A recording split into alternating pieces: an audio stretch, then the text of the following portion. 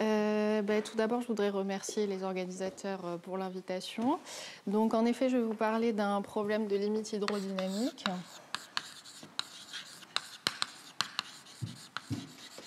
Donc, on va s'intéresser au lien entre l'équation de Boltzmann et l'équation de Navier-Stokes. Et on va regarder ça dans le cas de solutions fortes. Donc, on va regarder problème de convergence de solutions fortes. Et on s'intéressera au cas de données initiales bien préparées et aussi mal préparées. Donc j'expliquerai ensuite évidemment ce que ça veut dire. Et il s'agit d'un travail en collaboration avec Isabelle Gallagher. Alors je vais commencer tout d'abord par introduire le problème de manière générale. Alors une des motivation théorique, on va dire, de ce problème, pour recontextualiser un petit peu la chose, c'est un problème qui avait été énoncé par Hilbert. Donc, en 1900, donc c'était le 6e problème de Hilbert, où la problématique était d'obtenir une description unifiée d'un gaz, dans le sens une description qui inclut plusieurs échelles de description, donc à savoir l'échelle microscopique,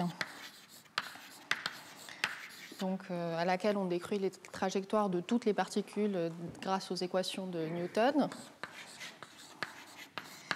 et l'échelle macroscopique, donc à laquelle on décrit l'évolution des quantités observables, telles que la vitesse moyenne, la température par exemple.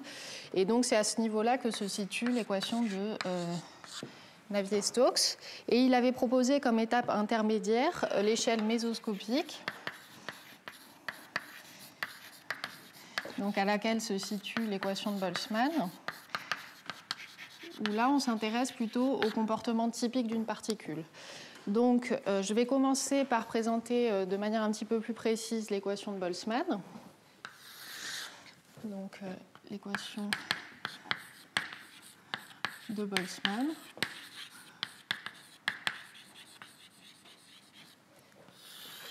Donc l'équation de Boltzmann, elle porte sur la densité de particules F qui dépend du temps t, de la position x. Donc je vais noter x appartient à oméga, et oméga dans mon exposé ce sera soit le tore, soit l'espace tout entier, et puis la vitesse v qui est dans Rd. Ok, et on se placera toujours en dimension 2 ou 3. Alors, l'équation de Boltzmann, donc, on va se placer dans le cadre où on n'a pas de force extérieure qui agissent sur, ou pas extérieure d'ailleurs, qui agissent sur notre système de particules. Et donc, elle va s'écrire comme ceci. Donc, on va avoir une partie transport, donc, qui va modéliser le fait que les particules vont avoir tendance à évoluer en ligne droite à vitesse constante lorsqu'elles n'entrent pas en collision avec d'autres particules. Et puis ici, on a une partie collision, et l'opérateur de Boltzmann va dépendre évidemment de l'opérateur de collision de Boltzmann Q va dépendre évidemment du type de collision qu'on considère. Et donc nous, on va considérer des interactions de type sphère dure. Donc, c'est-à-dire que les particules, elles vont interagir entre elles comme des boules de billard. Et donc, dans ce cas-là, l'opérateur de Boltzmann, il s'écrit de la manière suivante. Alors, il n'agit que sur la variable v. On suppose en fait que les collisions, elles sont localisées en temps et en espace. Et donc, dans ce cas-là, il va s'écrire comme ceci. Donc on a un noyau de collision et puis on va avoir un terme de gain et un terme de perte.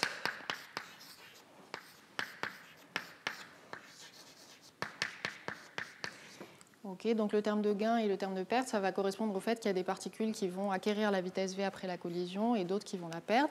Et ici, donc dans cette formule, en fait, v' et v' étoile vont être les vitesses de deux particules avant la collision. Et puis elles vont donner V et V étoile après la collision. Alors, on considère qu'en fait, on peut négliger les chocs qui impliqueraient plus de 2 particules. Donc, c'est pour ça que notre opérateur est en fait bilinéaire. Et on suppose aussi que les chocs entre particules sont élastiques. Donc, c'est-à-dire qu'on va avoir conservation de la quantité de mouvement et conservation de l'énergie.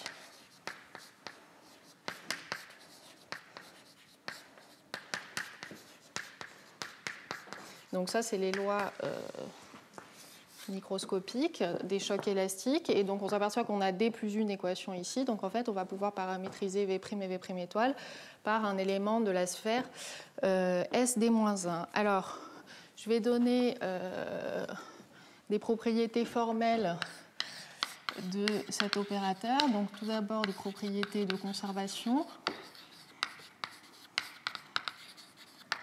Donc, on va avoir en fait que si on cogne cet opérateur contre 1 VI ou V carré, ça va faire 0. Donc ça se voit si on écrit une formulation faible de notre opérateur et qu'on utilise les lois microscopiques. Ensuite, et donc ça, au niveau de l'équation de la solution, ça nous dit qu'on va avoir conservation de la masse, de la quantité de mouvement et de l'énergie. Ensuite, on a le théorème H de Boltzmann. Donc le théorème H, il va nous dire que si on cogne notre opérateur de collision contre le logarithme de notre distribution, alors ça va être égal en fait à moins une quantité donc on appelle la dissipation d'entropie. Et cette quantité, elle a un signe, elle va être positive. Donc on va avoir en fait au niveau des solutions de l'équation de Boltzmann une décroissance de l'entropie au cours du temps. Et la deuxième partie du théorème H nous dit que cette dissipation d'entropie s'annule si et seulement si en fait F est une maxwellienne en vitesse, donc à la forme suivante.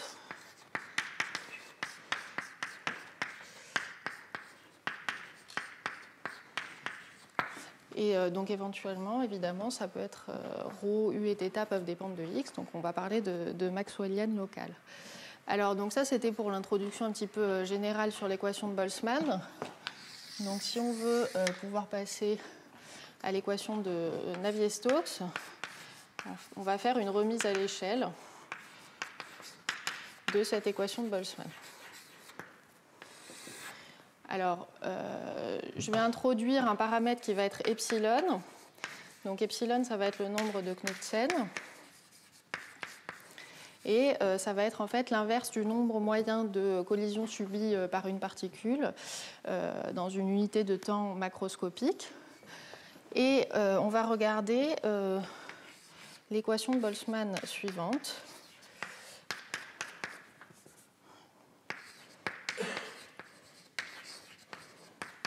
Donc la première chose, c'est qu'on a un 1 sur epsilon devant la partie collisionnelle de l'équation. Et donc quand epsilon va tendre vers 0, grâce au théorème H, on s'aperçoit que notre distribution F epsilon, elle va ressembler de plus en plus à une maxwellienne locale. Et on fait une dilatation en temps supplémentaire pour observer ce qui se passe sur des grandes échelles de temps pour pouvoir en fait récupérer Navier-Stokes à la limite. Donc ensuite, on ne va pas regarder donc simplement cette équation. En fait, on va regarder les fluctuations de F epsilon autour d'une maxwellienne globale. Donc je vais introduire grand M, ça va être la maxwellienne globale suivante.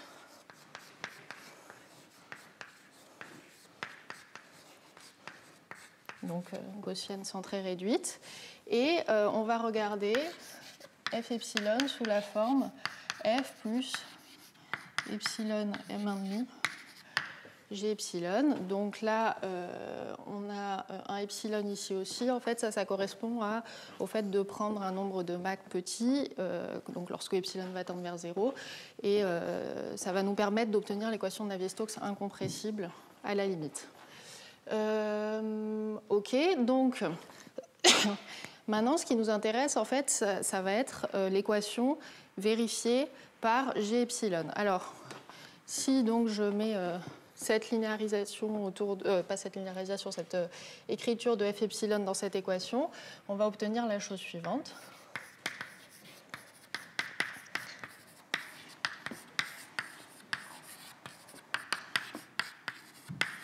Alors, je vais définir ce que sont mes opérateurs L et gamma. Donc, gamma, disons de G1, G2, ça va être égal, alors je vais le symétriser, à 1 demi de M moins 1 demi Q de M1 demi G1, M1 demi G2 plus le symétrique.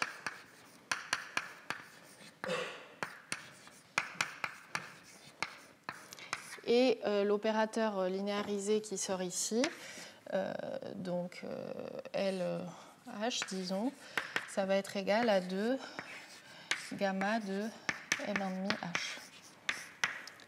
OK, donc cette équation, dans ce qui suit, je la noterai B epsilon.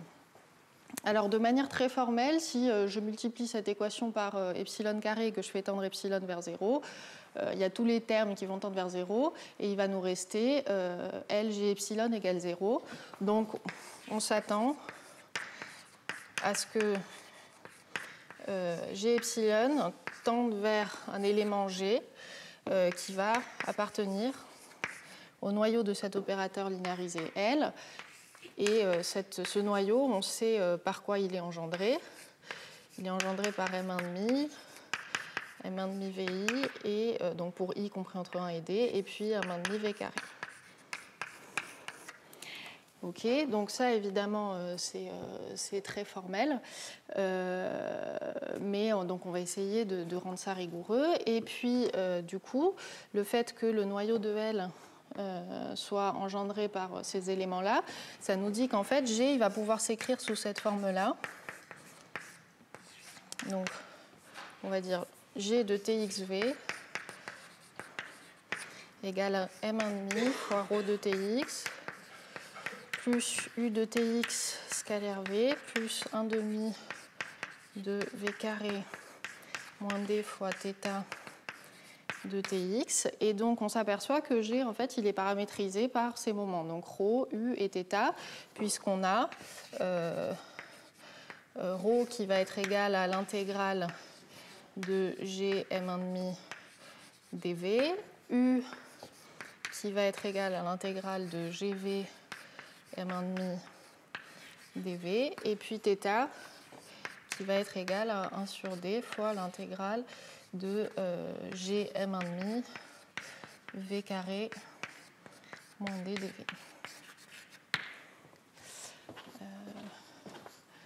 OK, alors maintenant je vais parler des résultats qui ont déjà été obtenus. Donc je ne vais pas faire une bibliographie exhaustive. Je vais évoquer donc un certain nombre de résultats et principalement donc des résultats qui ont un lien avec notre travail. Alors, déjà au niveau des dérivations formelles,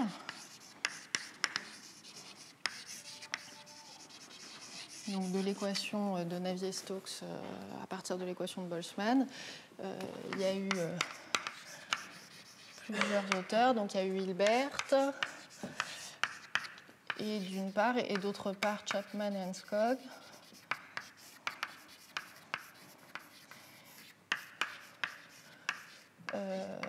Et donc ça c'était en utilisant des développements asymptotiques de la solution en puissance de epsilon. Et il y a une autre méthode qui est utilisée par grade, donc qui est la méthode des moments, donc en regardant les équations satisfaites par les moments de la solution. Donc ça c'était des dérivations formelles. Et maintenant en ce qui concerne les preuves rigoureuses, alors je vais parler d'abord du cadre des solutions fortes. Donc, cas des solutions fortes. Donc, il y a plusieurs types de résultats. Il y a des résultats du type est-ce que si je pars d'une solution de l'équation de Navier-Stokes, je peux obtenir une solution de l'équation de Boltzmann tant que l'équation de Navier-Stokes admet une solution. Et puis, il y a le processus inverse. Je pars d'une solution de l'équation de Boltzmann et je vais arriver à une solution de Navier-Stokes. Donc, il y a un résultat de Demassi, Esposito et Leibovitz en 1990, donc du premier type que j'ai évoqué, c'est-à-dire tant que j'ai une solution de Navier-Stokes, j'ai une solution de Boltzmann. Alors, il se place dans le tor, et c'est en fait un résultat local en temps dans le sens où même si la solution de l'équation de Navier-Stokes est globale, ils vont être capables de construire la solution de l'équation de Boltzmann sur 0t pour tout t, mais pas directement sur R+. Donc on va dire local en temps.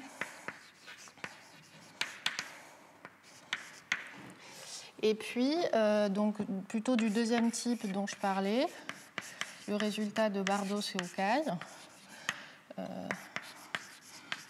Donc là, ils sont dans l'espace tout entier. Et donc là, ils partent d'une solution de l'équation de Boltzmann et ils arrivent à une solution de l'équation de Navier-Stokes. Et ils travaillent en fait avec des données petites. Donc quand je dis données petites, c'est ce que j'entends par la donnée initiale donc, de mon équation, vérifiée par G epsilon. Et donc en fait, ça va correspondre au niveau de l'équation de Navier-Stokes systématiquement à des solutions globales. Et alors plus récemment, il y a des... Donc encore une fois, je ne suis pas du tout exhaustive sur la bibliographie, mais c'est des résultats qui sont en lien assez fort avec ce qu'on a fait. Et plus récemment, donc, il y a des résultats de Briand et je me contente aussi du cas des sphères dures. Briand, Merino, Aceituno et Mouot.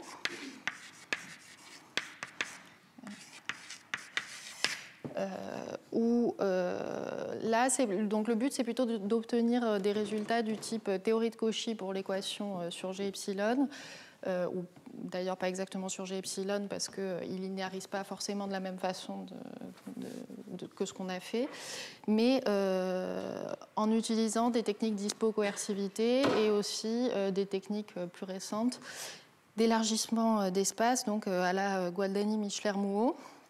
Et donc, ils obtiennent des résultats dans des espaces moins restrictifs, dans le sens où ils peuvent avoir des poids polynomiaux plutôt que des poids inverses d'exponentielle, comme on est en train de faire. Et puis, je vais parler très rapidement, même si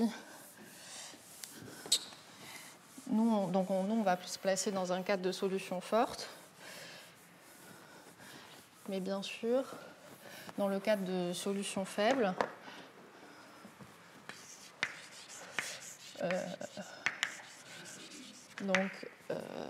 si on part de solutions renormalisées à la dipernaliance pour l'équation de Boltzmann, il y a tout un programme donc, qui a été mis en place par Bardos, Goltz, Livermore, puis qui a été poursuivi par un certain nombre de gens, Lyons, Masrudi, Saint-Raymond, etc.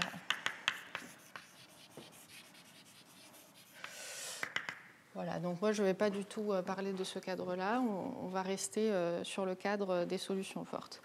Alors maintenant je vais écrire le résultat qu'on a obtenu, donc je vais écrire notre résultat principal. Alors, dans un premier temps, je vais écrire le résultat dans le cas de données initiales bien préparées, donc je vais expliquer ce que c'est. Donc on va considérer oméga, ça va être le tor ou l'espace tout entier. Puis on va prendre un L qui va être strictement supérieur à D sur 2. Ensuite, on va considérer des données, ρ IN UIN et θIN. Donc peut-être ce que je n'ai pas dit, c'est que nous, notre résultat, il est plutôt dans l'esprit du résultat de Massier, Esposito et Leibovitz, c'est-à-dire qu'on va partir d'une solution de Navier-Stokes et on veut construire une solution de l'équation de Boltzmann. Donc là, je me donne des données, ρIN, UIN et θIN. Je veux qu'elles soient dans HL et où L est strictement plus grand que D sur 2. Et puis, dans le cas où oméga est égal à R2, on a besoin aussi qu'elle soit dans L1. Et puis, dans le cas du tore, on suppose aussi qu'elles sont de moyenne nulle.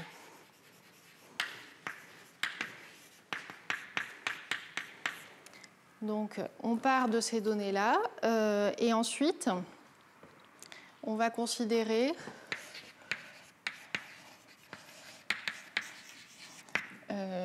GIN, donc, qui va être en fait la donnée initiale de notre problème. Donc GIN, pour l'instant, je le prends sous cette forme-là.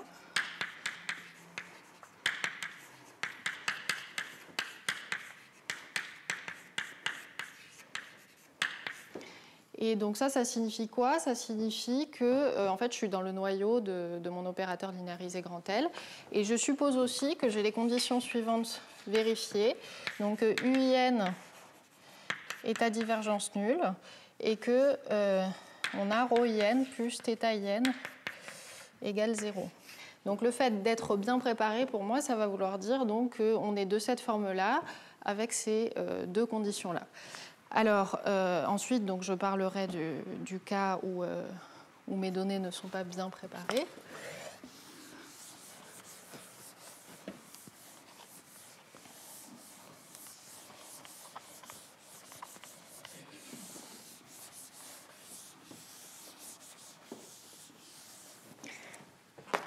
Alors, maintenant, je vais considérer ρUθ qui va être solution donc, du système que je vais écrire. Donc le système, ça va être le système de Navier-Stokes-Fourier. Donc on va avoir U qui va être solution d'une équation de Navier-Stokes. Alors là, les coefficients de diffusion que je vais écrire, en fait, ils sont déterminés par l'opérateur linéarisé grand L, qui est ici dans mon équation. Ensuite, on va avoir une équation de transport-diffusion sur la température θ. On a la condition d'incompressibilité et la relation de Boussinesq. Donc ça, c'est mon système de Navier-Stokes-Fourier. Donc je suppose que ρUθ est solution de ce système-là sur un intervalle de temps 0t ou R+, si par exemple on est en dimension 2, ça va toujours être le cas, ou si on est en dimension 3 et qu'on a des données petites, ça va être le cas également. Ensuite, on va poser G qui va être égal à m1,5 fois ρ plus U scalaire V plus 1,5 de V carré moins D θ. Et en fait, ce que je prétends, c'est que ça va être en fait la limite de notre solution G epsilon de l'équation de Boltzmann. Donc en fait, la solution G epsilon, on la construit à partir de G. C'est-à-dire qu'il va exister un epsilon 0 strictement positif, tel que pour tout epsilon inférieur ou égal à epsilon 0, je vais pouvoir dire qu'il existe une solution G epsilon de mon équation B epsilon qui est ici et qui va vérifier de plus la convergence suivante.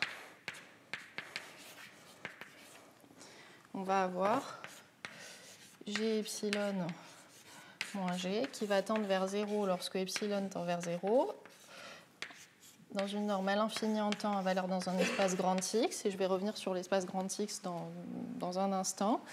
Et maintenant, je vais modifier un tout petit peu l'énoncé pour parler des données mal préparées. Donc, pour les données mal préparées, je me place dans l'espace entier. Et donc, quand je prends une donnée mal préparée, a priori, je ne peux plus l'écrire sous cette forme-là. Et je n'ai plus ces conditions-là. Donc, en fait, quand je prends des données mal préparées, je vais juste prendre GIN qui appartient à mon espace grand X. Je vais dire ce que c'est dans un instant. Deux moments. ρIn, UIN, θIn. Et je suppose que j'ai plus ces conditions-là qui sont vérifiées. Alors, en fait, on peut encore construire une solution de l'équation de Boltzmann pour epsilon petit. Par contre, on ne va plus avoir exactement la même convergence ici. On va avoir une convergence, donc L infini en temps en x, plus LP en temps dans un espace y, je vais dire ce que c'est également, avec P qui est fini. Donc c'est une convergence forte en un sens intégré en temps, on va dire. Alors, je vais commenter rapidement, disons, par rapport aux résultats qui existaient précédemment. Donc finalement, c'est un peu une revisite des résultats à la fois de Demassy, Esposito-Leibovitz et Bardot-Soucaille.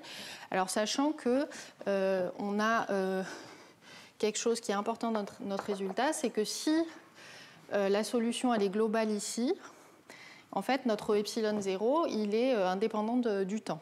C'est-à-dire qu'on est capable de construire tout de suite notre solution sur R+, et non pas sur 0t pour tout t. Toutes les estimations en fait, qu'on fait sont uniformes en temps. Et également, donc, dans le cas des données mal préparées, on a une convergence forte, donc dans un sens intégré en temps, mais jusqu'au temps t égale 0.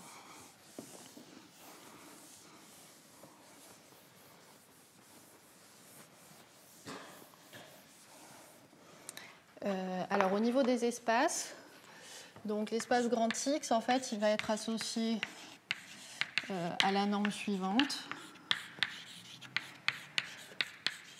que je vais noter comme ça. Donc, en fait, ça va être une norme à l'infini en V avec un poids V puissance K de la norme HL en X de F avec K qui est strictement plus grand que D sur 2 plus 1. Donc, ça, c'est le même type d'espace que dans les travaux précédents. Et puis, Y, ça va être plutôt un espace du type, donc pareil, à l'infini en V avec un poids, V puissance K, et W, L infini en X. Donc je vais expliquer d'où ça vient ensuite. Donc au niveau des espaces, on est vraiment dans le même type d'espace que dans les travaux précédents.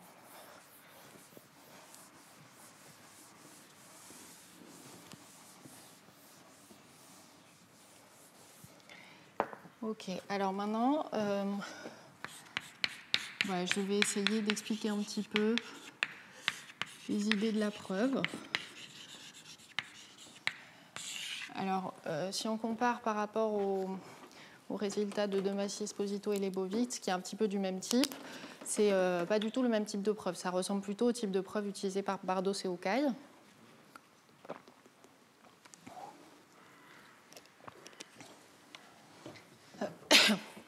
Alors, donc en fait, l'idée principale de notre preuve, c'est qu'on va faire un point fixe, mais on va essayer de voir comment on peut faire pour faire un théorème de point fixe.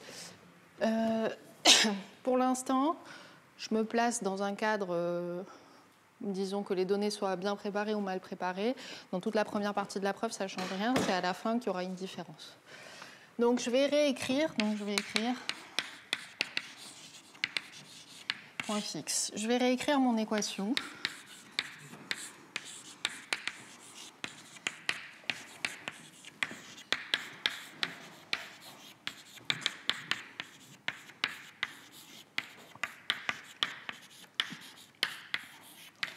Et cette équation-là, je vais l'écrire maintenant sous forme intégrale en introduisant U epsilon de t qui va être le semi-groupe généré donc, par la partie linéaire de l'équation, c'est-à-dire moins 1 sur epsilon fois le transport plus 1 sur epsilon carré fois notre opérateur de collision linéaire grand L. Et dans ce cas-là, on peut écrire l'équation B epsilon sous la forme suivante. Donc U epsilon de t plus 1 sur epsilon fois l'intégrale de 0 à t de U epsilon de t moins t prime de gamma de G epsilon de t prime dt prime. OK. Et maintenant, je vais m'intéresser à la limite supposée G de t. Alors, donc en fait, dans les travaux précédents, donc, notamment dans le travail de Bardos et Oucaille, on s'aperçoit que la limite G, donc, qui est écrite ici, elle peut s'écrire sous la forme suivante. Donc plus 1 sur epsilon fois psi de t, c'est un certain opérateur de G. Alors, évidemment, ça, donc, dans Bardos et Oucaille, finalement, ce qu'on prouve, c'est la limite de la convergence de G epsilon vers G qui est donnée par cette formule-là. Et grâce aux travaux de Bardos, Goltz et Livermore, on peut récupérer le fait qu'en fait, G, c'est bien, elle est bien de cette forme-là, avec ρ u θ, solution du système de Navier-Stokes-Fourier. Donc, ici, donc j'ai écrit ça pour l'instant de manière formelle, bien sûr, et l'opérateur qui est ici, je vais l'appeler psi epsilon de t de G epsilon. Et maintenant, je vais m'intéresser à l'équation satisfaite par la différence entre les deux. Donc, H epsilon de t, ça va être la différence entre G epsilon et G. OK. Et si j'écris l'équation satisfaite par H epsilon, je vais avoir plusieurs sortes de termes. Donc H epsilon de t, donc je fais la différence entre les deux. Donc je vais avoir, j'ai quand même oublié les données initiales, ici, c'est mieux. Je vais avoir donc des termes sources.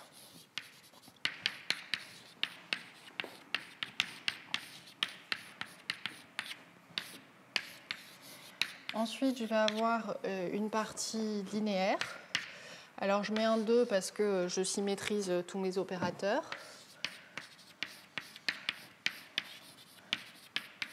Donc, le psi epsilon, c'est mon opérateur qui apparaît ici.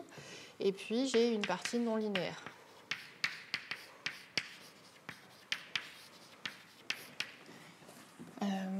OK, donc en fait, l'idée, c'est de dire, si je suis capable de prouver qu'il existe une solution à cette équation tant que G existe, donc tant que ma limite existe, à ce moment-là, je pourrais en déduire qu'il existe aussi une solution pour mon équation de Boltzmann rescalée. Alors, cette équation, si on la regarde, elle est du type suivant. Elle est du type x égale x0 plus un opérateur linéaire appliqué à x plus un opérateur bilinéaire appliqué à xx. Et donc, en fait, c'est sur cette équation qu'on va vouloir faire un point fixe. Alors, quand on a une équation de ce type-là, on a un lemme de point fixe. Donc, on se place dans un espace de Banach X. On suppose que L va de x dans x et linéaire continu. On suppose que B va de x fois x dans x et bilinéaire continu. Et si L est une contraction et x0 est petit,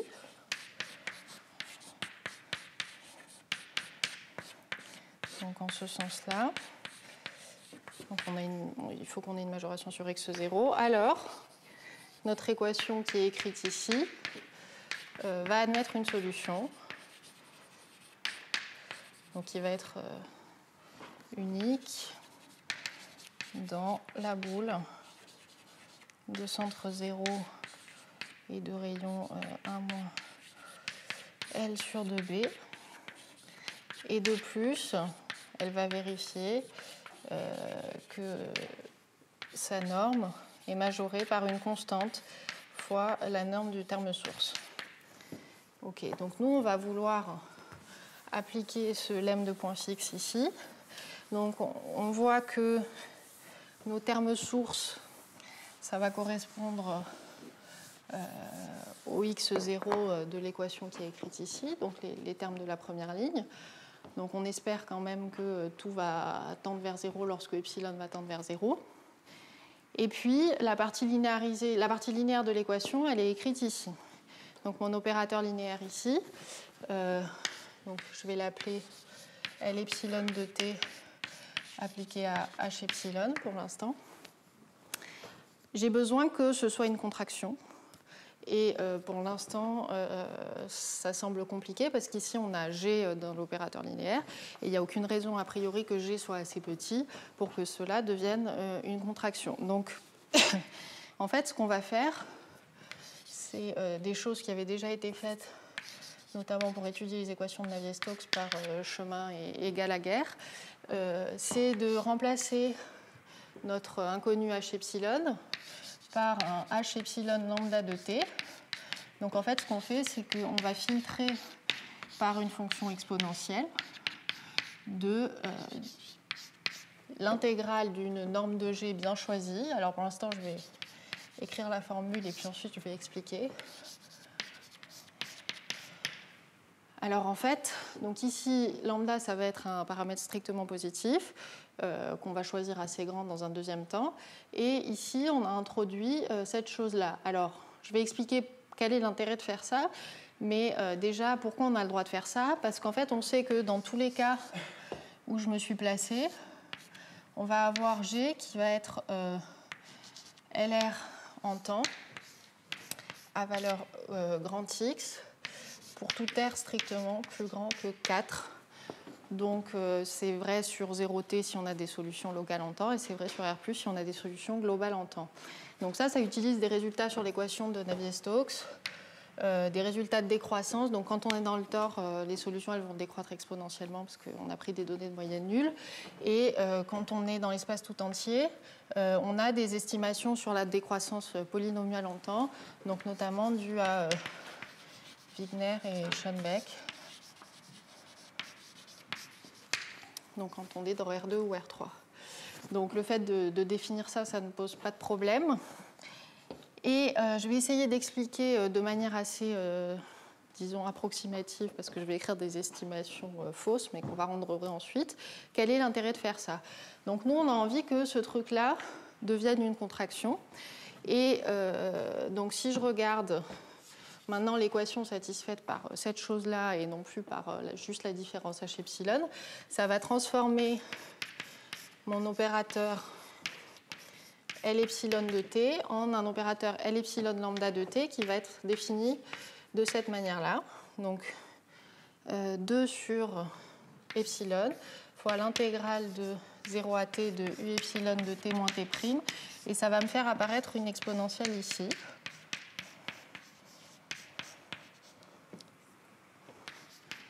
Et puis, il nous reste notre terme non linéaire. OK. Et donc, nous, on veut estimer la norme de ce truc-là.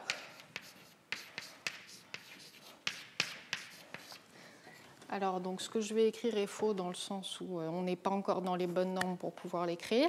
Mais admettons que on ait de très bonnes estimations sur le semi-groupe U epsilon, c'est-à-dire que je suppose que 1 sur epsilon fois U epsilon, ça décroît en temps correctement.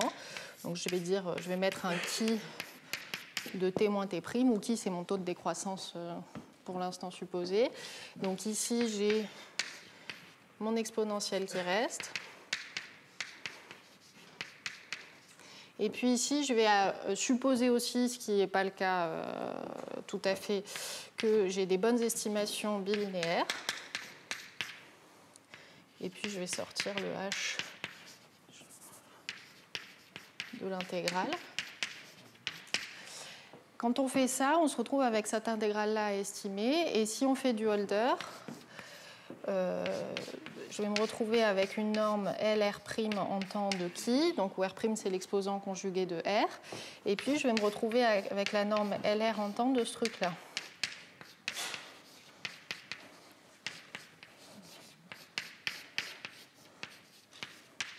Et si on regarde la norme LR en temps de ce truc-là, ça veut dire qu'on va avoir une puissance R qui va sortir sur le G ici, et on va pouvoir primitiver en fait directement cette chose-là, et il va sortir finalement, donc il reste le suppentant de H, et il va sortir 1 sur lambda puissance R.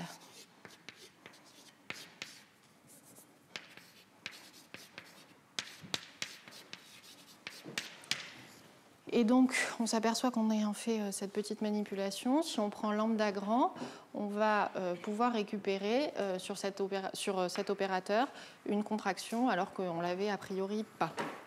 Alors, la question maintenant, c'est en gros comment rendre cette estimation juste, parce qu'on n'a pas tout ça dans les espaces dans lesquels on travaille. Donc, pour récapituler, donc maintenant, on ne regarde plus l'équation vérifiée par H epsilon, mais vérifiée par celle-là. Donc ça modifie un tout petit peu les termes sources et également le terme bilinéaire, mais de façon tout à fait raisonnable. Et ça nous fait gagner ici un coefficient 1 sur lambda puissance R. Et donc en prenant lambda assez grand, on va pouvoir récupérer une contraction. Et donc a priori, l'espace dans lequel on fait notre point fixe, du point fixe, ça va être L infini en temps à valeur dans notre espace grand X. Donc ça va être vrai presque tout le temps, mais pas dans R2. Dans R2, on va être obligé de rajouter un poids en temps et je vais expliquer rapidement pourquoi. Alors maintenant, la question, c'est comment récupérer des bonnes estimations ici, et notamment sur le semi-groupe U epsilon.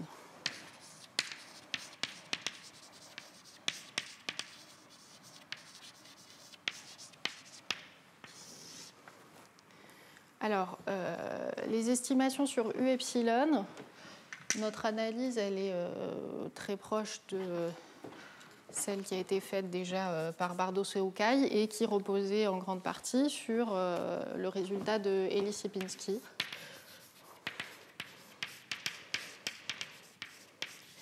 Et donc, en fait, il s'agit de prendre en fait, la transformée de Fourier en X de ce semi-groupe U epsilon et d'étudier son spectre.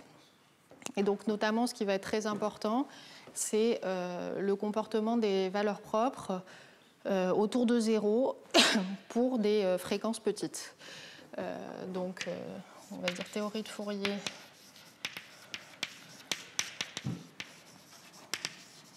en X sur U epsilon de T.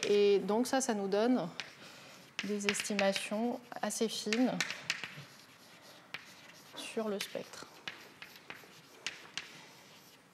Et typiquement, le genre de résultat qu'on arrive à obtenir grâce à ça, c'est que notre semi-groupe, si je me place sur l'orthogonale du noyau de l'opérateur grand L linéarisé, alors en l'occurrence, ça ne pose pas de problème de se restreindre à ce sous-espace parce qu'en fait, gamma de GH va toujours être dans ce sous-espace. Donc si on regarde ça, le genre d'estimation qu'on va obtenir, c'est cela. Donc là, c'est en Fourier. Et donc là, xi, ça va être la variable associée à x. Donc on va obtenir quelque chose comme ça.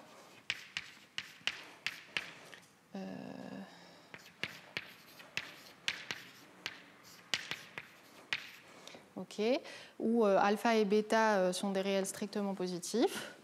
Et à partir de ça, on va pouvoir obtenir des taux de décroissance sur notre opérateur, enfin notre semi-groupe sur epsilon fois U epsilon.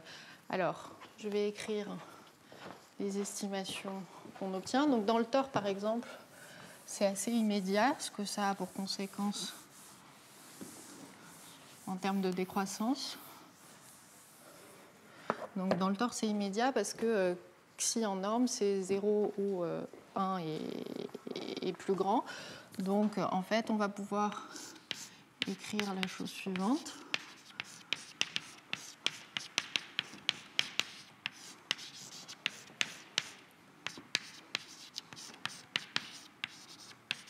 OK. Ok, alors dans le cas du tore, on va obtenir directement, on va avoir un taux exponentiel divisé par t puissance 1,5 fois norme de f, pardon, dans L de V HLX. Et puis, dans l'espace tout entier, le taux de décroissance est polynomial. Puis, on a une petite perte ici aussi.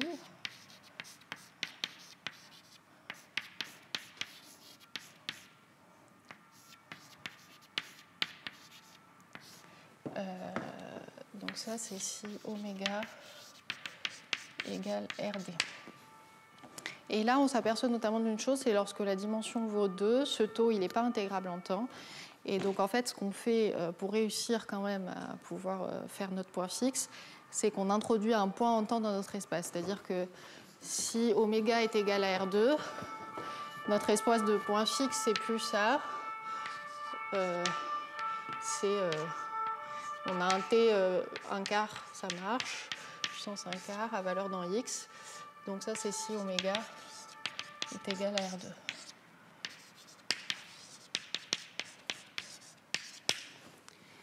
Et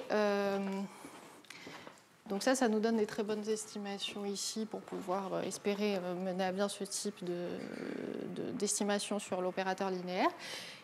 La question maintenant, c'est ces estimations, elles sont faites dans L de V HLX, et nous, a priori, l'espace dans lequel on travaille, c'est plutôt un espace L infini en V à point en V, HLX. Donc, la question, c'est comment se ramener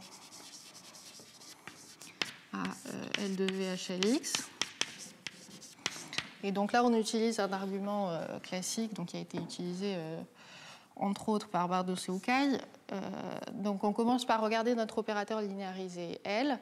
En fait, cet opérateur, il peut s'écrire comme une perturbation compacte d'un opérateur de multiplication que je note nu. Et en fait, ce K, il va induire un gain d'intégrabilité. Donc dans le sens suivant, il va nous faire passer de L2 en V à L infini en V, et puis de L infini en V à poids V puissance J à L infini en V, à poids V puissance J plus 1. Donc, et ça pour tout J positif. Et en fait, ce qu'on fait, c'est que du coup, on décompose notre opérateur linéarisé total, c'est-à-dire l'opérateur linéarisé total, c'est moins 1 sur epsilon fois le transport. Du coup, je vais avoir, si je prends cette décomposition, moins 1 sur epsilon carré fois nu, plus 1 sur epsilon carré fois L. Donc ça, c'est mon opérateur linéarisé total. Et ce que je fais, c'est que je veux me servir du gain d'intégrabilité donné par K. Et donc, je fais un duhamel. Et j'écris que U epsilon de T, ça va être égal à... Alors, je vais appeler A epsilon cet opérateur. Donc, la partie transport et la partie multiplicative. Donc, on va avoir E de T A epsilon plus 1 sur epsilon carré, intégrale de 0 à T, E de T moins T prime A epsilon, K U epsilon de T prime dt prime. Alors le E de le semi-groupe engendré par A epsilon, on a une expression explicite. Ça va décroître exponentiellement avec un taux de 1 sur epsilon carré, ce qui va permettre de gérer ici sur 1 sur epsilon carré. Et le K, il va nous faire gagner de la régularité à chaque fois. Donc en fait, si on réitère cette formule à la fin, un certain nombre de fois, on arrive dans l'espace dans lequel on a nos bonnes estimations sur le semi-groupe. Alors, donc jusqu'à présent, c'était toute la partie de la preuve qui était complètement indépendante du fait de considérer des données bien préparées ou mal préparées. Maintenant, ce qu'on va regarder, ce qu'on n'a pas encore regardé du tout, c'est les termes sources dans mon équation vérifiée par H epsilon lambda. Alors, le fait qu'il y ait du lambda ou pas dans les termes sources, ça ne va rien changer, ça va juste faire apparaître une exponentielle devant qui va être bornée. Et par contre, donc, il reste les deux termes sources, donc celui-là, et puis celui-là.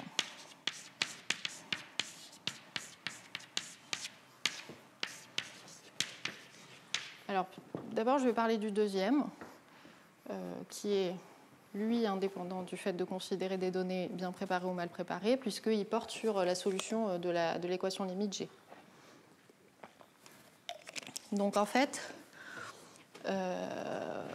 ici, j'ai rapidement évoqué donc, la décomposition de Élie-Sierpinski. Donc, en fait, Élie-Sierpinski, pour obtenir ce type d'estimation, il donne une décomposition assez précise du semi-groupe U epsilon en plusieurs morceaux.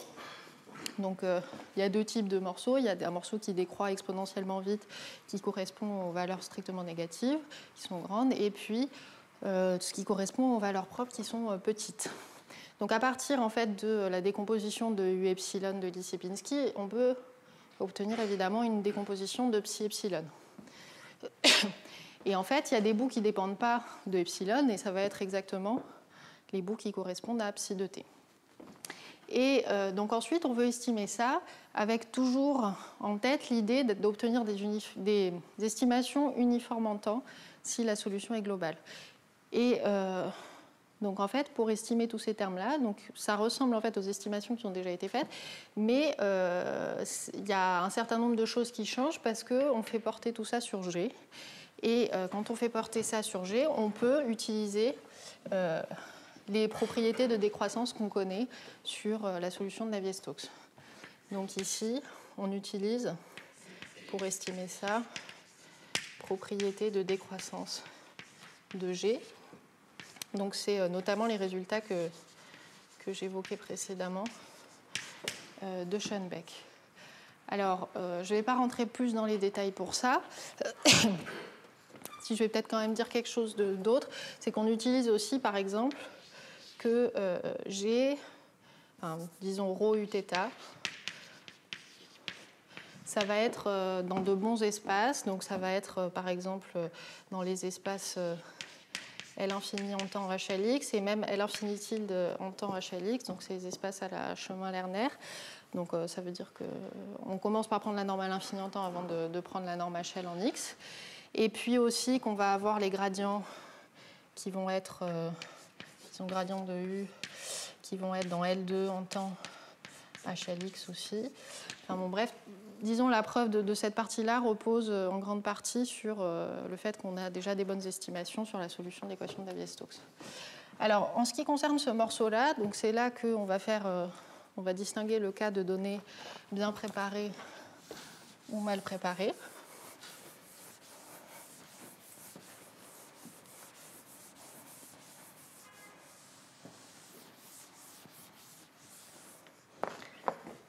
Donc en fait, si on écrit la décomposition de Élie-Sierpinski de manière très approximative, on va avoir plusieurs types de termes. Donc je vais écrire comme ça. Donc on va avoir des termes qui sont indépendants de epsilon. Donc ça va être exactement ce qui va correspondre à U. Donc ça c'est terme indépendant de epsilon. Ensuite, on va avoir des termes, je vais noter ça, V epsilon de T, GIN, des termes qui vont être gentils dans le sens où ils vont être toujours petits dans L infini en temps la valeur dans X, quel que soit GIN en fait. C'est-à-dire que je n'ai pas besoin de prendre une donnée bien préparée pour qu'il soit petit. Ensuite, je vais avoir des termes que je vais noter U epsilon 10 de T GIN.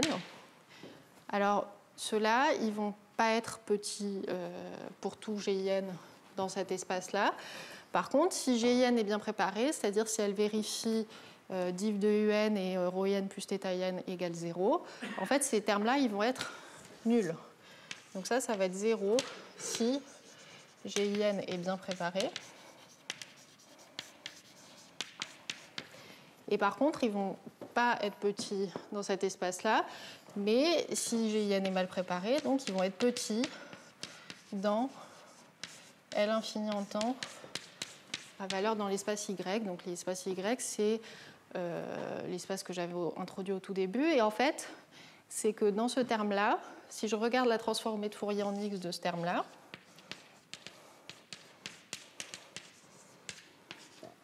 je vais avoir, ça va être des termes de la forme E, I, alpha, xi, T sur epsilon, moins bêta, T xi carré, fois une certaine projection. Ça va être quelque chose comme ça. Et en fait, c'est ce terme-là qui va nous donner de la dispersion.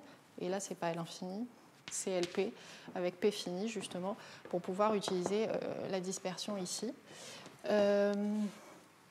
Et puis, il reste un autre terme, qui est un terme a priori pas trop méchant parce qu'il décroît exponentiellement. Je vais l'appeler U epsilon dièse de T, GIN. Et alors, celui-là, il va être petit si GIN est bien préparé. En fait, il va être petit dès que GIN va être dans le noyau de L. Et par contre, il ne va pas l'être si GIN n'est pas bien préparé. Et donc, en fait, il va être aussi petit dans... Il faut intégrer en temps. LP en temps à valeur grand X avec P fini, quel que soit GIN. Donc, quand on écrit cette décomposition, on voit que dans le cas bien préparé, en fait, tout se passe bien. Celui-là, il disparaît, celui-là, il est petit. Donc, en fait, quand on fait U epsilon moins U, on n'a que des termes qui sont petits dans l'espace dans lequel on est en train de faire notre point fixe. Donc, on peut faire notre point fixe comme d'habitude. En revanche, dans le cas mal préparé, donc on a ces termes-là qui dépassent. Et en fait, ce qu'on fait, du coup, c'est que au lieu de faire notre point fixe sur G epsilon moins G, multiplié par la fonction filtre exponentielle, mais là je ne l'écris plus, en fait on fait le point fixe sur G epsilon moins G moins ces termes qui débordent.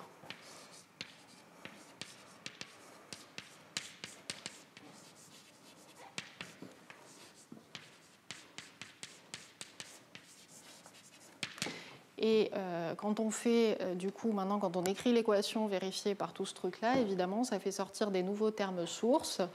Et les nouveaux termes sources, en fait, on arrive à les traiter en utilisant à la fois les propriétés de dispersion et aussi le fait qu'on a toujours la chaleur qui traîne dans nos opérateurs ici. Et une petite remarque par rapport à l'hypothèse que j'avais faite au début dans mon théorème. Dans le cas de R2, j'avais supposé que mes données étaient en plus L1. On n'arrive pas à faire autrement parce qu'en fait, ce qu'on fait, c'est qu'on utilise de la décroissance en temps donné par la chaleur, mais au prix évidemment d'une perte d'intégrabilité. Et en dimension 3, on n'a pas besoin de le faire parce qu'on a des taux de décroissance assez bons au niveau du semi-groupe. Voilà, je vais m'arrêter là.